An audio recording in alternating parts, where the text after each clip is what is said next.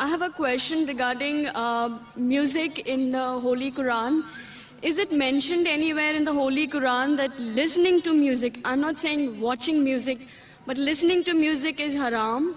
And if it is so, Mr. Bismillah Khan, एक मशहूर फनकार हैं, he has an argument with someone that listening to music is very soulful and relaxing to the soul. So if you could please defend or have an argument about this, that how is listening to music haram? ने सवाल किया है कि कुरान में कोई आयत है जिसमें लिखा है कि म्यूजिक हराम है। कुरान में लिखा है अतिउल्लाह अतिउर रसूल, ओबे अल्लाह ओबे द मैसेज, अल्लाह की बात मानो, अल्लाह के रसूल की बात मानो। तो कुरान या सही हदीस में मौजूद है, हमें मानना चाहिए। कुरान में डायरेक्ट वर्स नहीं है, कोई साफ अल्फाज से कि म्यूजिक हराम है, इनडायरेक्ट है। लेकिन अल्लाह के रसूल की हदीस में है, सही हदीस में लिखा है कि सिर्फ डफ होता है, वन साइडेड ड्रम, डफ अलाउड है, उसके अलावा बाकी म्यूजिकल इंस्ट्रूमेंट्स हराम है। ये साफ तौर पे लिखा है। अभी आपका आर्ग्यूमेंट है कि बिस्मिल्लाह खान साहब कहते हैं कि music is soothing for the soul. मेरा दोस्त कहता है शराब भी सूदिंग फॉर द सोल है, शराब से मुझे सुकून मिलता है। ठीक है भाई, आपको सुकून मिलता है, लेकिन उससे नुकसान ज्यादा है। तो म्यूजिक क्यों हराम करार किया है? इट इंटॉक्सिकेट्स। कुरान में लिखा हुआ है, चैप्टर नंबर 2 सूरह अल बकरा में, सूरा नंबर 2 आयत नंबर 219, शराब में फायदे भी है नुकसान भी है। अल्लाह ताला जानता है, अल्लाह ताला सब कुछ जानता है। कुरान में लिखते हैं अल्लाह ताला कि शराब में फायदे भी है नुकसान भी है, लेकिन नुकसान फायदे से ज्यादा है। तो मैं मानता हूं हो सकता है कि कुछ लोगों को फायदा हो म्यूजिक से। There is music therapy also. Quran में एक सूरह शुअरा है, पोएट्स। कुरान शरीफ शायरी और गाने के खिलाफ है, हराम नहीं कहता है, लेकिन अक्सर खिलाफ है। क्यों? जब हम शेर शायरी करते हैं, अक्सर इतनी शेर शायरी करते हैं कि शिर की तरफ जाते हैं। मैं अगर राजा की तारीफ कर रहा हूं, इतनी तारीफ करता हूं कि उसको खुदा से मिला लेता हूं। कुछ लोग नात पढ़ते मोहम्मद सल्लल्लाहु अलैहि वसल्लम के बारे में, नात पढ़ना अच्छी बात है, बहक जाते उसको अल्लाह से मिला देते हैं, वो भी हराम है। कहते मैंने एक अरब देखा बिना ऐन का। अरब देखा बिना ऐन का मतलब रब को देखा। मोहम्मद सल्लल्लाहु अलैहि वसल्लम को अल्लाह से मिलाना भी हराम है। ईसा अलैहि सलाम को तो मिलाए भी हराम है, मोहम्मद सल्लल्लाहु अलैहि वसल्लम को भी। हम उनसे प्यार करते हैं, मोहब्बत करते हैं, लेकिन अल्लाह से नहीं मिला सकते। इसीलिए 5 बार आजान में हम सुनते हैं ला इलाहा इल्लल्लाह मोहम्मद रसूलुल्लाह। हम इबादत करते सिर्फ अल्लाह की, और मोहम्मद सल्लल्लाहु अलैहि वसल्लम उसके रसूल है, उसके बंदे हैं, अल्लाह नहीं है। तो बिस्मिल्लाह खान जो कहते हैं, हो सकता है कि किसको सुकून पहुंचता होगा, लेकिन जब हम म्यूजिक लेते हैं, अक्सर क्या होता है म्यूजिक के अंदर एक इंसान बहक जाता है। हम गाने सुनते ना, वो हीरो हीरोइन से कहता है कि मैं तुम्हारे लिए चांद तोड़ के लेके आऊंगा, सितारे तोड़ के लेके आऊंगा। या हम जानते हैं सही नहीं है, तो भी हम गुनगुनाते। वो क्यों म्यूजिक होती है? हम जानते कौन चांद या तारे तोड़ के कौन लेके आ सकता है। हम जानते कितने अल्फाज हम जब सुनते ये गाने के बकवास है, लेकिन फिर भी गुनगुनाते। नहीं सुनना चाहते तो भी सुनते। घर के बाहर बोंगा लगा है 1 2 3, क्या 1 2 3, नहीं सुनना चाहते फिर भी सुनना। तो म्यूजिक में क्या होता है कि म्यूजिक कभी कभी मन को बहा लेता है। सही कह रहे बिस्मिल्लाह साहब, इतना बहा ले जाता है कि शिर्क भी करते तो हम कहते सही है, हम इस्लाम से दूर जाते फिर भी उसे गुनगुनाते। इसीलिए इस्लाम में म्यूजिक जो आपको गलत जगह पे लेके जाता है, डफ के अलावा बाकी सब इंस्ट्रूमेंट्स इस्लाम में हराम है। I am Wasim Bhandari, I am from Bijapur, Karnataka. I asked one of my friend to come to this program, but he said I cannot come, but I have a question, and you asked this question to Dr. Zakir Naik. So the question goes like this. वो पूछते हैं कि कुरान में एक जगह बोलते हैं कि हर एक चीज का हिसाब लिया जाएगा, and just now you said, और ये क्वेश्चन वो भी बोलता है कि अगर अल्लाह चाहेगा तो हर गुनाह को माफ करके जन्नत में दाखिल करेगा. So isn't it a contradiction? This is why he is asking, because I say there is no contradiction in the glorious Quran, and this has been said by Dr. Zakir Naik, and I assure you that there is no contradiction. Thank you. भाई साहब ने अपने गैर मुस्लिम का सवाल पूछा है और कहते हैं कि कुरान मजीद में लिखा है कि हर अमाल का हिसाब लिया जाएगा, और मैंने अपने तकरीर में कहा हूं कि अल्लाह ताला अगर चाहे तो किसी को भी माफ कर सकता है. तो ये कॉन्ट्रडिक्शन है कि नहीं? जो लोग को कुरान के बारे में इल्म नहीं है उनको गलतफहमी हो सकती है कि कॉन्ट्रडिक्शन है. जब अल्लाह ताला फरमाते हैं, कई जगह अल्लाह ताला ने फरमाया कि जर्रा भर अगर आपने नेक काम किया है तो अल्लाह ताला उसका हिसाब लेगा, और जर्रा भर गलत काम किया उसका हिसाब लेगा. इसमें कोई शक नहीं. लेकिन साथ साथ ये भी लिखा है कि अगर अल्लाह चाहे तो आपको माफ कर सकता है। लेकिन अल्लाह सिर्फ ऐसा नहीं चाहता है कि यह आदमी अच्छा दिखता है तो इसको माफ कर दूं, यह आदमी का शक्ल बुरी है तो उसको माफ नहीं करूंगा, यह आदमी गोरा है तो माफ करूंगा, यह आदमी काला है तो माफ नहीं करूंगा। तो फिर अल्लाह सुब्हाना व तआला अनजस्ट होंगे। माफ करने के भी क्राइटेरिया है, और अल्लाह ताला कुरान मजीद में ये भी फरमाता है, अगर मेरा बंदा तौबा करता है तो मैं उसे माफ करूंगा। तौबा करने के शराइत है, तौबा करने के शराइत है कि अगर कोई आदमी गलत चीज करता है तो पहले उसे मानना चाहिए कि वो गलत है। नंबर 2, उस गलत काम को रोकना चाहिए। नंबर 3, उस गलत काम को फिर से नहीं दोहराना चाहिए। नंबर 4, अगर वो गलती को अंडू कर सके, उस गलती को वापस से अंडू कर सके। मिसाल के तौर पे अगर कोई शख्स चोरी करता है 1000 रुपया, वो वापस दे सकता है, उसे वापस देना चाहिए। तो अगर वो तौबा करता है और चारों शर्तों पे निकलता है तो अल्लाह ताला उसे माफ करेगा। उसका मतलब कॉन्ट्रडिक्शन नहीं है, क्योंकि अल्लाह ताला रहमान और रहीम है, अल्लाह रहमत वाला है, अल्लाह रहीम है। इसीलिए अल्लाह सुब्हाना व तआला इंसानों को मौका देता है कि अगर आप गलती करेंगे आपको माफी मांगने का मौका दिया जाएगा। और अल्लाह ताला अगर हर इंसान की छोटी गलती पकड़े और अगर एक भी गलती को माफ नहीं करे तो अल्लाह के रसूल के हिसाब से कोई भी इंसान जन्नत में नहीं जाएगा। इसीलिए हर सूरे के पहले बिस्मिल्लाहिर रहमानिर रहीम है। सूरह तौबा सूरा नंबर 9 छोड़ के हर सूरे के पहले लिखा है बिस्मिल्लाहिर रहमानिर रहीम, अल्लाह के नाम से जो रहीम और रहमत वाला है। क्योंकि अल्लाह सुब्हाना व तआला दयालु है, he is loving, he is merciful, he is beneficent. इसमें कोई कॉन्ट्रडिक्शन नहीं। अल्लाह सुब्हाना व तआला में मौका दे रहा है तौबा करने का और सही रास्ते पे आने का। गुड इवनिंग सर, मेरा नाम महेश चौहान है, रहने को घोरपड़ी गांव में हूँ, आईटीसी में जॉब करता हूँ मैं। तो आपने जो भी इन्फॉर्मेशन दिया वो यहाँ पर बहुत अच्छा था, लेकिन एक सवाल करता हूँ। हिंदुइज्म में 2 क्लास है, अपर क्लास और लोअर क्लास। तो लोअर क्लास को पहले ज़माने में ट्रीटमेंट बहुत बुरा मिलता था। तो मैं ये करना चाहता हूँ कि डॉक्टर बाबा साहेब आम्बेडकर उन्होंने बुद्धिज्म क्यों चुना लोअर क्लास के लिए? भाई साहब ने बहुत अच्छा सवाल पूछा कि हिंदुइज्म में 2 क्लास है, lower class, higher class. Actually Hinduism में 4 क्लास है। अपने टॉप और बॉटम को गिना, और ही पकड़ता हूँ मैं बस। हाँ, 4 में बहुत कंफ्यूजन है। हाँ लेकिन मैं क्योंकि तालिब इल्म दिगर मज़ाहिब का, मैं 2 कहूँगा तो लोग बोलेंगे मैं हिंदुइज्म नहीं जानता हूँ। आप कहे तो प्रॉब्लम नहीं है, अपर एंड लोअर। मैं जानता हूँ कि ब्राह्मण है, क्षत्रिय है, वैश्या और शूद्रा है। 4 क्लास है। लर्नेड क्लास ब्राह्मण, जैसा आता है हिंदू मजहब किताब में कि भगवान से सिर से बने ब्राह्मण, चेस्ट से बने क्षत्रिय वॉरियर क्लास, और पेट या थाइज से बने वैश्या जो है बिजनेस क्लास, और फीट से शूद्रा। तो बाबा साहेब अम्बेडकर ने शूद्रा क्लास के लिए बुद्धिज्म क्यों चुना? बहुत अच्छा सवाल है। पहली चीज मैं ये कहना चाहता हूं कि इस्लाम में कोई भी क्लास नहीं है, हाई क्लास और लो क्लास नहीं है। तो उसका जवाब बाद में दूंगा। पहले मैं ये कहना चाहता हूं कि बाबा साहेब अम्बेडकर ने, अगर आप उनकी किताब पढ़ेंगे, उन्हें सबसे अच्छा मजहब पसंद आया वो इस्लाम। उन्हें तहकीक की दिगर मजहब की, सबसे अच्छा मजहब पसंद आया इस्लाम। लेकिन हम मुसलमानों ने उन्हें अच्छे तौर से स्वागत नहीं किया, क्योंकि कई मुसलमान गांव खेड़ में जाएंगे, उनको हिंदुइज्म का इन्फ्लुएंस हुआ, वो भी जात पात में मानते, ऊपर जात नीचे जात। अफसोस की बात है, इस्लाम में कोई भी जात पात नहीं है।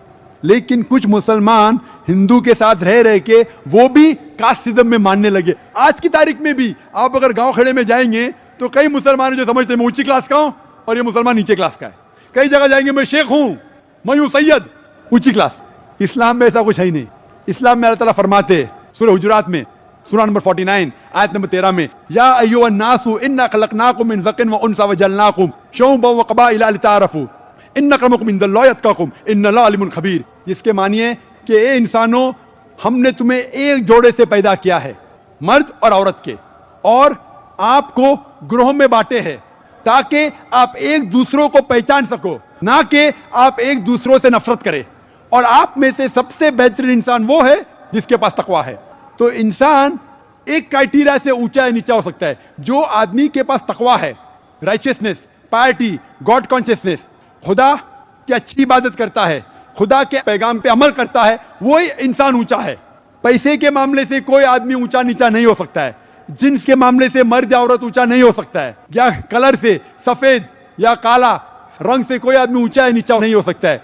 ऊंचा आदमी एक ही क्राइटेरिया से हो सकता है, अगर वो खुदा की इबादत करे, खुदा के पैगामात पे अमल करे, वो इंसान ऊंचा हो सकता है। लेकिन जब बाबा साहेब अम्बेडकर ने तहकीक की, हमारे मुसलमान ने सही स्वागत नहीं किया, तो फिर वो सेकंड बेस्ट रिलीजन पे गए जो था बुद्धिज्म। और आज जो दलित है उन्हें कहते हैं नियो बुद्धिस्ट। तो आप बाबा साहेब अम्बेडकर की किताब की तहकीक करेंगे, और मैं पढ़ चुका हूं बाबा साहेब अम्बेडकर की किताबें, कई बार लिखा गया है उन किताबों में कि किस तरीके से हिंदू को सही रास्ते दिखाए। और हिंदुइज्म के बारे में मैं कहना नहीं चाहता हूं, और ये सही मौका नहीं कहने के बारे में बाबा साहेब अम्बेडकर ने क्या लिखा हिंदू किताब के बारे में, कि वो मेरा मकसद नहीं है, लेकिन मैंने उनकी किताब पढ़ चुकी है। तो गलती थी अब मुसलमानों की, इसीलिए मैं कहता हूं ये तकरीर का मौजू वही था, दावत या हलाकत। अगर आप गैर मुसलमान को इस्लाम का पैगाम नहीं पहुंचाएंगे, अल्लाह ताला आपको नष्ट कर देगा, अल्लाह ताला आपको हलाक करेगा। तो इस तकरीर का मौजू वही था, क्योंकि अब मुसलमानों ने सही तरीके से गैर मुसलमान को इस्लाम नहीं पेश किया। और जब बाबा साहब अम्बेडकर इस्लाम कबूल करना चाहते थे, हम मुसलमानों ने उनको सही तरीके से वेलकम नहीं किया, सही तरीके से स्वागत नहीं किया, इसीलिए बाबा साहब अम्बेडकर गए नेक्स्ट बेस्ट रिलीजन वो है बुद्धिज्म। और मैंने इस पे तकरीर भी की है और बुद्धिज्म पे मैंने ये भी कहा गया है कि बुद्धिज्म और इस्लाम में यकसानियत क्या है। और इवन आप मान लो बाबा साहब अम्बेडकर की बात और आप बुद्धिज्म पे अमल करेंगे, फिर से आप लौट के बुद्धिज्म में यह भी लिखा है कि एक आखिरी मैत्री आने वाले, वो आखिरी मैत्री है मोहम्मद सल्लल्लाहु अलैहि वसल्लम। तो आप बुद्धिज्म मान लो कबूल भी किए, वो इन बिटवीन फेज है हिंदुइज्म और इस्लाम का, आपको मानने पड़ेगा। बुद्धिस्ट स्क्रिप्चर में लिखा हुआ है कि एक मैत्री आने वाले है, और वो मैत्री कोई नहीं है लेकिन मोहम्मद सल्लल्लाहु अलैहि वसल्लम। तो मान लो जो नीचे क्लास के लोग ने बुद्धिज्म एक्सेप्ट किया, अगर बुद्धिज्म के स्क्रिप्चर आप पढ़ेंगे तो आपको मानने पड़ेगा आखिरी पैगंबर मोहम्मद सल्लल्लाहु अलैहि वसल्लम में। Hope that answers the question. Hello, sir, I'm Dr. Bhagyashree. I want to ask you a question about the organ transplantation, because generally in medical field we encourage the blood donation for the patients who are suffering in a very critical condition, but after the brain death medical field encourages the organ donation like eye donation or liver donation, kidney donation. What is the Islam says about the organ donation? बहन ने सवाल पूछा है कि इस्लाम की राय क्या है organ donation के बारे में।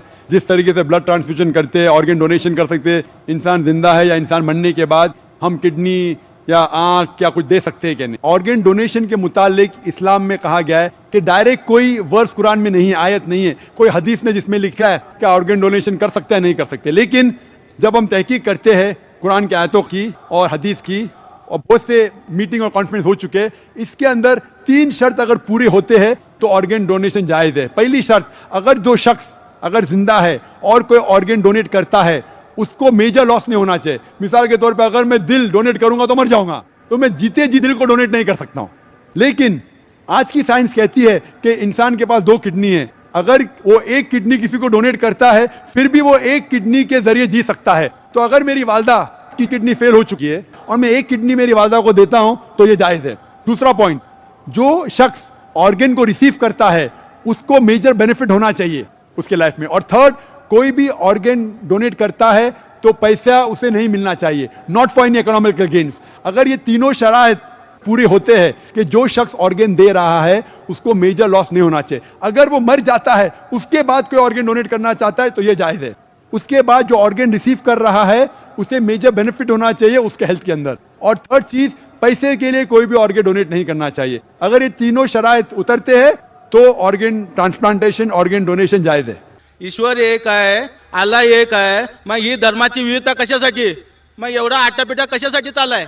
हेच धर्म व्हायला पाहिजे, तेच धर्म व्हायला पाहिजे, ईश्वराने एकच धर्म निर्माण केला असता ना। मग हे तुम्ही काय करताय? ईश्वराचं जे काम आहे त्यांनी एकच जर इस्लाम धर्म हे केला असता तर हे विविधता आली नसती ना, आणि तुम्हाला प्रचार पण करायची वेळ आली नसती। भाई साहब ने बहुत अच्छा सवाल पूछा है कि ईश्वर एक है, पैगाम एक है, तो ये दिगर धर्म क्यों हैं, ये इतने धर्म क्यों हैं? इसीलिए कुरान मजीद में लिखा है कि अल्लाह सुब्हाना व ताला ने एक ही मजहब भेजा है। जितने भी किताबों में मजहब जो लिखा है वो एक ही है। ये हम इंसानों ने गलत बनाए हैं, ये हम इंसानों ने, जितने भी इख्तिलाफ है हम इंसान ने किए हैं। तो कुरान मजीद में लिखा है कि अल्लाह भगवान ने एक ही धर्म भेजा है, और वो एक धर्म में लिखा है एक ही खुदा। लेकिन हे मुसलमान, हिंदू, ख्रिश्चन, शीख, ईसाई हे कशासाठी? एकाच इस्लाम धर्मात जर सगळ्या पहिल्यापासून आले असते, हा काय भानगड करायची गरजच नव्हती ना। हाँ, मराठी मुझे समझते जवाब देने आता नहीं। भाई साहब ने पूछे क्या ये मुसलमान, हिंदू, क्रिश्चियन, सिख, क्या ये भांडर क्यों करना, क्यों ये करना चाहिए? तस नको ना, एकच पाहिजे, एकता पाहिजे। तो एकता के लिए तकरीर तो हो रही है। नहीं नहीं नहीं, इसीलिए तो आज ये भांडर हो रहा है, गड़बड़ हो रही है, इसीलिए तो तकरीर कर रहा हूँ. अगर भांडर नहीं होगा तकरीर क्यों करूंगा मैं? नाही भांडण असं म्हणत नाही. देवाने इस्लाम धर्मात सगळ्यांना जन्माला घातलं असतं, हे आटापिटा झाला नसतं ना. हाँ, तो इसीलिए आप देखेंगे जो आप कह रहे हैं, हर किताब में लिखा हुआ है कि आप भगवान के पैगाम पे अमल करो. ये आप देखते हैं, मिसाल के तौर पे आप तहकीक करेंगे, आप कहेंगे कि आप पानी को वाटर क्यों बोलते? ये पानी, वाटर, जल क्या है? सिर्फ पानी कहो. हे सगळ्यांनी मानायला पाहिजे ना. पानी कह सकते, जल कह सकते. पानी कहते हिंदी में, जल कहते संस्कृत में, वाटर कहते इंग्लिश में, मोया कहते अरबिक में. लेकिन मैं कहना चाहता हूं कि अगर आप तहकीक करेंगे, सब मजहब, सब धर्म का पैगाम एक ही है. वो मिलावट को हटा दो, जो यकसा है उसके ऊपर अमल करो. इसीलिए मैं कहता हूं, अगर आपको जितने, डॉक्टर साहेब, आपको जितने, समजलं नाही. सगळे जर इस्लाम धर्मात आले असते ना, हे तुम्ही आटापिटा करायची गरज नव्हती. म्हणजे देवाने पहिलं ते जन्म तिथं घालायला पाहिजे होतं. पण हे विविधता का तयार झाले, असं का व्हावं? तुमचं काय मत आहे याच्याबद्दल? क्या बोले, जरा मराठी इतनी मेरी अच्छी नहीं, समझ गया हूं मैं. आप ये कहना चाहते हैं कि आप क्यों कहते हैं कि इस्लाम ही सही है? नहीं, आप इस्लाम बोल रहे हैं तो भगवान ने वो इस्लामी एक ही करना मांगता था ना. वो हिंदू, मुस्लिम, सिख इसे ऐसा क्यों हुआ? भाई साहब, मैं आपके सवाल को अच्छे से समझ चुका हूं. आप शायद हिंदी नहीं समझते. हाँ, नहीं मैं जवाब देने जा रहा हूं, बीच में बोल रहे. अब मैं जवाब देने जा रहा हूं, बीच में बोल रहे. आपका सवाल है कि अगर धर्म एक है तो ये अलग अलग धर्म के नाम क्यों हैं? ईसाई, सिख, बुद्ध, इस्लाम क्यों? तो उसका ही तो जवाब दे रहा हूं मैं. हाँ बोलो. भगवान ने, ईश्वर ने एक ही धर्म भेजा, वो है कि एक भगवान में मानो और उसके पैगाम पे अमल करो. लेकिन जितने भी पैगंबर आए, जब ये पैगाम लेके आए, उसके मानने वालों ने आस्ते आस्ते उस पैगाम में तब्दीली ले आए. और आपके पहले एक भाई ने यही सवाल पूछा था, तो मैंने ये जवाब दिया था कि पैगाम तो सब पैगंबर का एक था कि भगवान एक है, ईश्वर एक है और सिर्फ एक भगवान में मानना चाहिए. बुत परस्ती गलत है, भगवान का बुत नहीं बनाना चाहिए, भगवान ने बेटा नहीं जना. लेकिन वक्त जाने के वजह से इस पैगाम में तब्दीली आने लगी. जब तब्दीली आए तो भगवान ने दूसरे पैगंबर को भेजा, फिर तब्दीली आए, फिर पैगंबर भेजा. इस तरीके से 1,24,000 पैगंबर इस धरती पे आए. और जितने भी पैगंबर आए वो सिर्फ अपने लोग को सही रास्ता दिखाने के लिए आए. और आखिरी पैगंबर थे मोहम्मद सल्लल्लाहु अलैहि वसल्लम. तो मैं ये कहता हूं आपसे, अगर इख्तिलाफ है तो मैं ये कहता हूं कि जो यकसा है सारे मजहब की किताबों में, कम से कम उस पे तो अमल करो. मैं आपसे पूछना चाहता हूं, आप बोलते सब धर्म एक के बराबर, तो आपकी किताब में लिखा है मोहम्मद सल्लल्लाहु अलैहि वसल्लम के बारे में, आप क्या मोहम्मद सल्लल्लाहु अलैहि वसल्लम को मानते हैं? मैं आपसे पूछना चाहता हूं भाई साहब. मी ईश्वराला मानतो.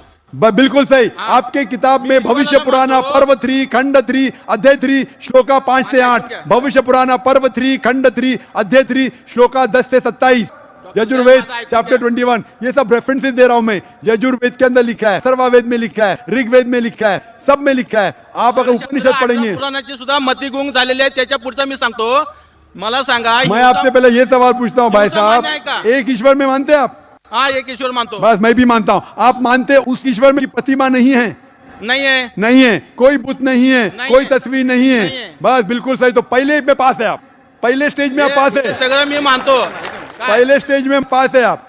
तो ये बात आप जो हिंदू स्क्रिप्चर की मानते हैं, उसके आगे आपके धर्म की किताब में लिखा है कि कल की अवतार आने वाले, उस कल की अवतार के माँ का नाम है सुमति, उसके वालिद का नाम है विष्णु यश. भाई साहब, ये लेक्चर डिबेट नहीं हो रहा है. काय विचारतो त्याचं आता दुसरं उत्तर द्या. आप सुनिए. एक आपने ईश्वर ते झालं, ते कलकीचं मला नका सांगू. मी काय विचारतो, हिंसा मान्य आहे का तुम्हाला? आप हिंदी में बात करेंगे जरा, ये मराठी में लेक्चर नहीं हो रहा है. हिंसा मान्य है क्या?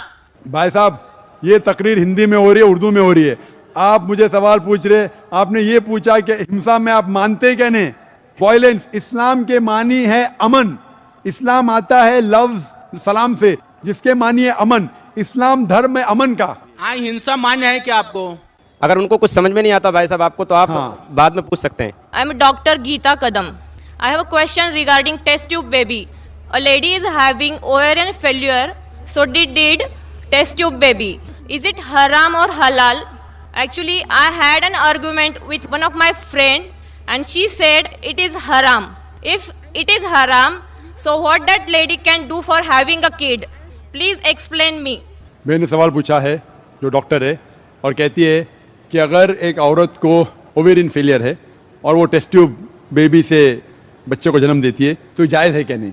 जितने भी मेडिकल जरिए है बच्चे पैदा करने के, मिसाल के तौर पे इन वेट्रो फर्टिलाइजेशन, टेस्ट ट्यूब बेबी, जितने भी तरीके हैं उसमें दो टाइप के तरीके, एक होता है होमोजीनियस, एक होता है हेट्रोजीनियस। होमोजीनियस मतलब कि जो ओवम है, बैदा है, वो होता है बीवी का, और स्पर्म है, मनी है शोहर का, इसे कहते हैं होमोजीनियस। हेट्रोजीनियस में क्या होता है, आप स्पर्म लेते स्पर्म बैंक में से, इसके अंदर जो शोहर नहीं है उसकी मनी लेते, तो ये हराम है। तो अगर कोई भी मेडिकल साइंस का तरीका है लेकिन वो होमोजीनियस है, अगर बैदा है बीवी का, ओवम है बीवी का, और अगर सीमेन, अगर मनी है शोहर की, तो जायज है। लेकिन अगर स्पर्म बैंक में से आप लेते हैं, दूसरे कोई आदमी का लेते हैं, ये हराम है। तो जितने भी मेडिकल तरीके हैं, अगर होमोजीनियस है इसमें कोई एतराज नहीं है, हेट्रोजीनियस है तो हराम है। Hope the answer the question sister. My name is Gore RP. My question is, what is the position in Quran on child adoption? एक मुस्लिम चाइल्ड अडॉप्ट कर सकता है क्या? भाई साहब ने सवाल किया है कि इस्लाम में चाइल्ड अडॉप्शन जायज़ है क्या नहीं, कि इस्लाम में एक चाइल्ड को अडॉप्ट किया जा सकता है कि नहीं। अगर कोई मुसलमान अनाथ बच्चे को लेना चाहता है और उसको बाप का प्यार, माँ का प्यार देना चाहता है, बेशक अलाउड है। तो इस्लाम में अनाथ बच्चे को घर देना, माँ का प्यार, बाप का प्यार देना बिल्कुल अच्छी बात है और इसको एनकरेज किया है। लेकिन लीगल एडॉप्शन अलाउड नहीं है। लीगल एडॉप्शन का मतलब जिस तरीके से मैंने कहा कि माँ का प्यार दे सकते हैं, बाप का प्यार दे सकते हैं, लेकिन अगर नाम देगा तो झूठ हो जाएगा। तो इसी तरीके से आप कोई अनाथ को बाप का प्यार देते, बेशक जायज़ है, अच्छी बात है, एनकरेज किया गया है। माँ का प्यार दीजिए, घर में लाओ, लेकिन उसको लीगल नाम नहीं दे सकते। क्यों? क्योंकि इससे कई मसाइल आ सकते हैं। मिसाल के तौर पे अक्सर लोग जब यतीम बच्चे को गोद लेते हैं, एक आम वजह है क्योंकि उनके पास कोई बच्चा नहीं है। जब कोई यतीम बच्चे को गोद लेते हैं, हो सकता है कि चंद साल बाद वो कपल, वो जोड़े को कोई बच्चा पैदा होता है, तो फिर प्रॉब्लम हो सकता है। और उसके अलावा अगर कोई शख्स एक लड़के को गोद लेता है, तब लड़का बड़ा होता है, बालिग होता है, 18 साल 20 साल का, क्योंकि वो उसका जनावा बेटा नहीं है। इस्लाम में हिजाब है। अगर कोई नामहरम कोई बालिग लड़के के सामने आती है, हिजाब करना फर्ज है। तो इसके अंदर जब बेटा बड़ा होगा तो उसको माँ के साथ हिजाब करने पड़ेगा। तो पहले से अगर बेटे को बोल लेंगे कि मैं आपका असल वालिद नहीं हूँ, असली वालदा नहीं हूँ, और उसको प्यार दो, बेशक अलाउड है। लेकिन लीगल अडॉप्शन में और कई प्रॉब्लम हो सकते हैं। मिसाल के तौर पे जब एक इंसान मरता है, उसके मरने के बाद उसकी जायदाद, उसकी विरासत का बंटवारा होता है, और बंटवारा में क्राइटेरिया दिया गया कुरान में। कुरान मजीद में लिखा गया सूरह निसा में सूरह नंबर 4 आयत नंबर 11 और 12 में किस तरीके से जायदाद, किस तरीके से विरासत का बंटवारा होता है। और उसमें लिखा है कि अगर एक इंसान, एक आदमी मरता है, उसकी कोई भी औलाद नहीं है, तो उसके बीवी को मिलता है 1/4 हिस्सा। अगर उसके औलाद है तो मिलता है 1/8वां हिस्सा। उसी तरीके से अगर एक औरत मरती है, अगर औरत के कोई भी बेटे बेटियां नहीं है, कोई भी औलाद नहीं है, तो शोहर को मिलता है आधा हिस्सा। अगर औलाद है तो शोहर को मिलता है 1/4 हिस्सा। तो अगर हम लीगल अडॉप्शन करते हैं तो फौरन आपके बीवी को आधा हिस्सा कम मिलेगा। तो इस्लाम में अगर आप बच्चे को गोद लेते हैं, आप गोद ले सकते हैं, लेकिन लीगल अडॉप्शन नहीं कर सकते, क्योंकि इसमें बाकी रिश्तेदार से नाइंसाफी होंगी। लेकिन इस्लाम में इसका भी हल है। अगर आप किसको गोद लेते हैं, लीगली नहीं, लेकिन प्यार देते हैं, कोई यतीम को लेते, इस्लाम में इजाजत है कि 1/3 हिस्सा आपके विरासत का आप किसी को भी गैर रिश्तेदार को दे सकते हैं। तो अगर आप किसी को माँ का प्यार, बाप का प्यार देते हैं, वालिद वालदा का प्यार देते हैं, और अगर आपके विरासत में हिस्सा देना चाहते हैं, तो मैक्सिमम आप 1/3 दे सकते हैं। लेकिन विदाउट मेंशनिंग अगर आप लीगल अडॉप्शन करते हैं, तो आपके बाकी रिश्तेदार, वो कई रिश्तेदारों की जो उनको शेयर होना चाहिए वो मिल जाता है आधा। तो इसमें देयर इज इनजस्टिस डन। तो इसके वजह से, हिजाब के वजह से, इनजस्टिस के वजह से, विरासत के वजह से legal adoption is not allowed. Legal गोद लेना अलाउड नहीं। लेकिन अगर आप किसी को माँ का प्यार, बाप का प्यार देना चाहते हैं, उसको घर देना चाहते हैं, तो कोई हर्ज नहीं है। Hope the answer the question. Sure. यदि legally if he cannot adopt a child, if a Muslim cannot adopt a child legally, तो कुरान जब लिखा गया उसको 1400 साल हो गए। आज के तारीख में यदि लीगली अडॉप्शन करना वो बच्चे के लिए और वो इंसान के लिए जो अडॉप्ट करना चाहता है, दोनों के लिए यदि फायदेमंद साबित होता है, तो इसमें कोई बदलाव, इसमें कोई चेंज, इसमें कोई सुधार नहीं हो सकता। भाई साहब ये कहना चाहते हैं कि 1400 साल गुजर चुके हैं, अभी अगर लीगल अडॉप्शन बच्चे का फायदा होता है तो कुरान में तब्दीली आ सकती है क्या? नहीं, लेकिन मेरे हिसाब से फायदा नहीं होता है। और अल्लाह सुब्हाना व तआला भगवान जानता है क्या चीज इंसान के लिए फायदेमंद है क्या नहीं। और ये किताब कुरान मजीद भगवान की खुदा की आखिरी नाजिल की गई किताब है जिसमें कोई भी कॉन्ट्रडिक्शन नहीं है। हम हमारे सोच से सोचते हैं कि ये शराब क्यों हराम है, अभी तो कई फायदे हैं, मुझे ठंडी लगती है तो शराब पी सकता हूं मैं, ये हमारी सोच है। लेकिन जब हमें और डिटेल मालूम पड़ते शराब के बारे में वो ज्यादा नुकसानदार है। तो इसी तरीके से लीगल अडॉप्शन से फायदा नहीं होता है, ज्यादा नुकसान होता है। जब अल्लाह ने ये कहा कि जितने भी यतीम लोग हैं उनको देखो, उनको प्यार दो, वो तो जायज कहा गया है ना। ये नाम की क्या प्रॉब्लम है, नाम से क्या आपकी मोहब्बत कम होने वाली है? तो प्रॉब्लम आप में, कुरान में नहीं है। आप समझ रहे? इस्लाम में आपका दर्जा बढ़ता है कि भले ये मेरा बेटा नहीं, मैं उनको पैसे दे रहा हूं, मैं इसको प्यार करूं, उसमें प्रॉब्लम क्या है? क्योंकि they can be other problem, they can be genetic problem. And further more, मैं मेरे बीवी से नाइंसाफी करूंगा। अगर मेरे औलाद नहीं है और मैं कोई लड़के को गोद लेता हूं तो मैं नाइंसाफी करता हूं मेरी बीवी के साथ, उसकी जायदाद आधी हो जाती है, होती है क्या नहीं? मैं नाइंसाफी कर रहा हूं मेरी वालदा के साथ, मेरी वालदा की जायदाद भी आधी हो जाती है।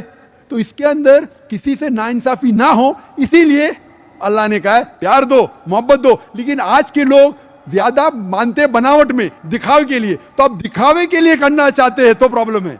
तो इस्लाम में दिखावे के लिए नहीं करना चाहिए, अल्लाह के लिए करना चाहिए। Hope that answers the question. मेरा नाम कैलाश माने है, मैं प्रोफेशनल से टेलीकॉम इंजीनियर हूँ। आपने कहा था कि हर रिलीजन में लिखा है कि हर बुक में लिखा है कि भगवान एक है, खुदा एक है। तो मैं ये कहना चाहता था कि इस्लाम को क्यों फॉलो करना चाहिए? माशाल्लाह, भाई साहब ने बहुत अच्छा सवाल पूछा, अहम सवाल, कि अगर हर मजहब, हर धर्म की किताब में लिखा है कि भगवान एक है तो मुझे इस्लामी क्यों फॉलो करना चाहिए? बहुत अच्छा सवाल। अगर हिंदुइज्म में लिखा भगवान एक है, क्रिश्चियनिटी में लिखा भगवान एक है, इस्लाम में लिखा भगवान एक है, तो मुझे इस्लामी क्यों फॉलो करना चाहिए? मैं हिंदू ही रहूंगा, मैं ईसाई रहूंगा। बहुत अच्छा सवाल है। मैं ये कहना चाहता हूं कि जिस तरीके से मैंने तकरीर की थी चंद साल पहले 1993 में इसी कैंपस में, Quran and modern science, Quran और जदीद साइंस, और उसके जरिए मैंने ये साबित किया कि कुरान अल्लाह की आखिरी किताब है। अगर आप इस साइंस से दूसरी मजहब की किताबों को जांचते हैं तो बाकी मजहब की किताब इस साइंस के टेस्ट पे नहीं उतरते हैं। लेकिन हम ये कहते हैं कि अल्लाह सुब्हाना व तआला ने कई किताबें नाजिल की है। अल्लाह सुब्हाना व तआला ने कई किताबें नाजिल की, नाम से सिर्फ 4 का जिक्र है कुरान मजीद में, तौराह, ज़बूर, इंजील और कुरान। तौराह वो वही है जो मूसा अलैहिस्सलाम पे नाजिल की थी। ज़बूर वो वही है, वो किताब है जो दाऊद अलैहिस्सलाम पे नाजिल की गई थी। इंजील वो किताब है जो ईसा अलैहिस्सलाम, Jesus Christ peace be upon पे नाजिल की गई थी। और कुरान मजीद आखिरी किताब है जो आखिरी पैगंबर मोहम्मद सल्लल्लाहु अलैहि वसल्लम पे नाजिल की गई थी।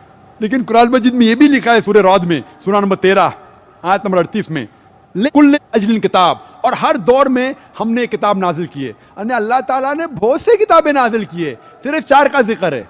लेकिन जितने भी किताबें कुरान मजीद के पहले नाजिल हुई थी वो सिर्फ एक ग्रोह के लिए नाजिल की गई थी और एक वक्त के लिए नाजिल की गई थी।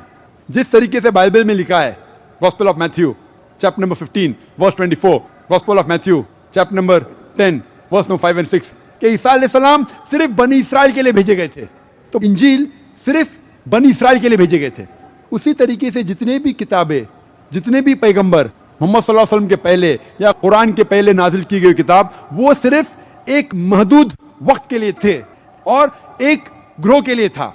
लेकिन क्योंकि कुरान मजीद आखिरी कलाम है अल्लाह सुब्हानहू व तआला की और मोहम्मद सल्लल्लाहु अलैहि वसल्लम आखिरी पैगंबर है, वो सिर्फ मुसलमानों के लिए नहीं भेजे गए थे, सिर्फ अरबों के लिए नहीं भेजे गए थे। कुरान मजीद में लिखा है सूरह इब्राहिम में सूरा नंबर 14 आयत नंबर 52 में, 52 में, सूरह इब्राहिम सूरा नंबर 14 आयत नंबर 1 में, सूरह अज़ुमर सूरा नंबर 39 वर्स नंबर 41 में, सूरह बकरा में सूरा नंबर 2 आयत नंबर 185 में, कि कुरान मजीद सारी इंसानियत के लिए नाजिल किया गया है। और मोहम्मद सल्लल्लाहु अलैहि वसल्लम सिर्फ मुस्लिम या सिर्फ अरबों के लिए नहीं भेजे गए थे। कुरान मजीद में जिक्र आता है सूरह अंबिया में सूरा नंबर 21 आयत नंबर 107 में, वमा अरसलनाका इल्ला रहमतल लिल आलमीन, कि हमने मोहम्मद सल्लल्लाहु अलैहि वसल्लम को नहीं भेजा लेकिन सारी इंसानियत के लिए, सारे आलम के लिए और सारे जहां के लिए। तो ये कहना है कि जितने भी किताबें पहले आई, अल्लाह का पैगाम एक ही था, अल्लाह एक है।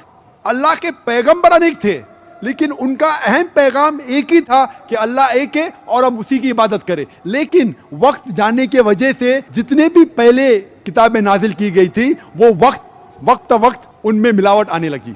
और आप कोई भी स्कॉलर से पूछो, चाहे बिब्लिकल स्कॉलर पूछो, क्रिश्चियन स्कॉलर से पूछो, there are so many interpolation in the Bible. Bible में मिलावट है। अगर आप वेद के स्कॉलर से पूछेंगे, वो कहेंगे वेद में मिलावट है। तो जितने भी किताबें पहले नाजिल की गई थी उनमें मिलावट है। जितने पैगंबर भेजे गए थे उनका पैगाम बदल चुका है। लेकिन एक अहम बात है कि ये किताब के अंदर मिलावट आने के बावजूद फिर भी हर मजहबी किताब में तौहीद है। हर मजहबी किताब में लिखा है कि भगवान एक है। तो मैं कहता हूं गैर मुसलमान से और मुस्लिम से भी कि आप मान लो कि एक किताब 100% खुदा की किताब है।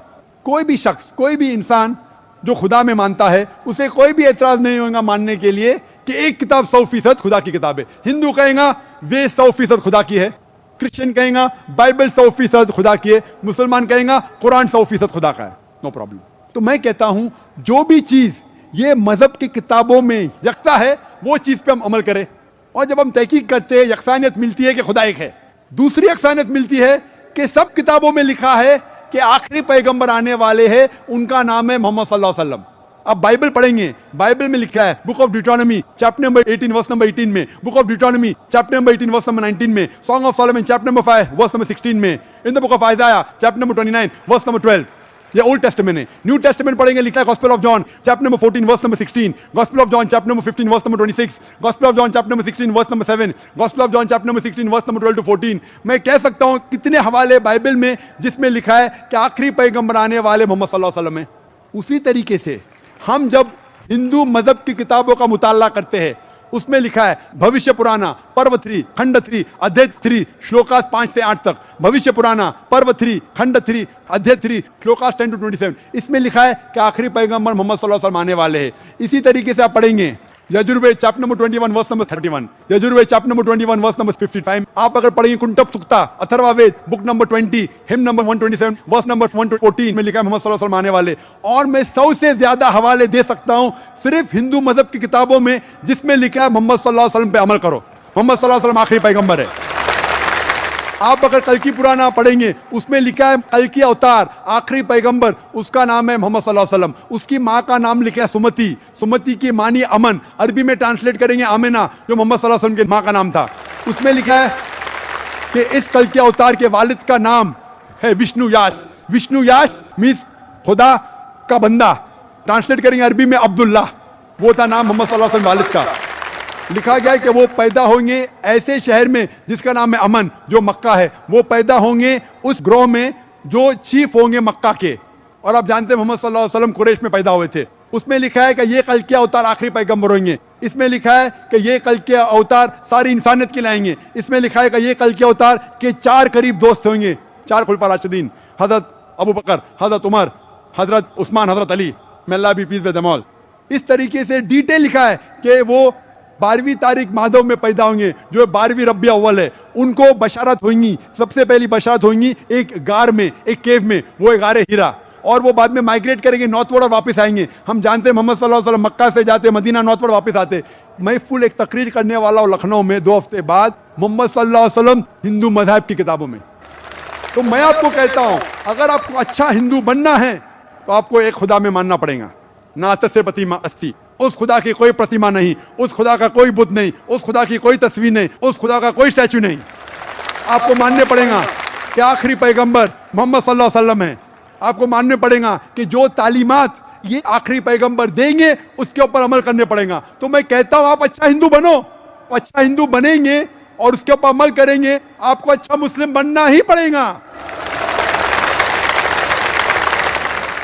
इसी तरीके से एक अच्छा क्रिश्चियन को अगर क्रिश्चियन बनना है, उसको एक खुदा में मानना पड़ेगा। उसको मानना पड़ेगा ईसा अलैहिस्सलाम खुदा नहीं, उसे मानना पड़ेगा आखिरी पैगंबर मोहम्मद सल्लल्लाहु अलैहि वसल्लम है। और वो ऑटोमेटिकली, आपको अगर मुस्लिम नाम से नफरत है तो मुस्लिम नाम मत लो, लेकिन आप अपनी सारी ख्वाहिशें अल्लाह और अल्लाह के आखिरी रसूल मोहम्मद सल्लल्लाहु अलैहि वसल्लम के हिसाब से चलो और आप सबसे अच्छे इंसान बनेंगे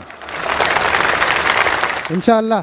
जरूर अच्छा हिंदू। तो भाई साहब, मैं आपसे पूछना चाहता हूं, आप अच्छा हिंदू बन के सही मुसलमान बनना चाहते हैं कि नहीं? आज आप अगर सच्चे हिंदू है और अपने हिंदू धर्म की किताबों में अमल करना चाहते हैं, मैंने इतने हवाले दिया, तो आप मानते हैं कि खुदा एक है? आप मानते हैं कि नहीं मोहम्मद सल्लल्लाहु अलैहि वसल्लम आखिरी पैगंबर है? मैं जानना चाहता हूं आपसे। हाँ, आप मानते हैं कि अल्लाह एक है, खुदा एक है? हाँ, मानता हूँ। मानते हैं कि नहीं? हाँ मानता हूँ। मानते? आप मानते हैं कि मोहम्मद सल्लल्लाहु अलैहि वसल्लम आखिरी पैगंबर है? हाँ सर, आप आपने कहा। मानते कि कल की अवतार आखिरी पैगंबर मोहम्मद सल्लल्लाहु अलैहि वसल्लम है कि नहीं? सर मैं अभी पढ़ूंगा। बिल्कुल सही। अब पढ़ के अगर मुतमईन होंगे तो फिर मानेंगे कि नहीं?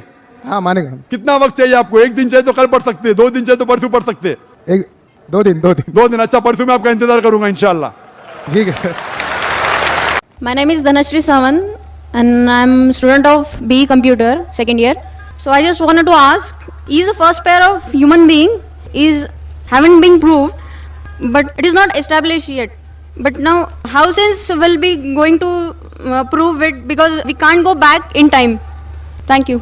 मैंने सवाल पूछा है कि कुरान मजीद और दीगर मज़ाहिब की किताब में लिखा है कि सबसे पहली जोड़ी आदम और ईव थी, आदम अलैहिस्सलाम और हवा अलैहिस्सलाम थे, लेकिन साइंस इसे तस्लीम नहीं करता।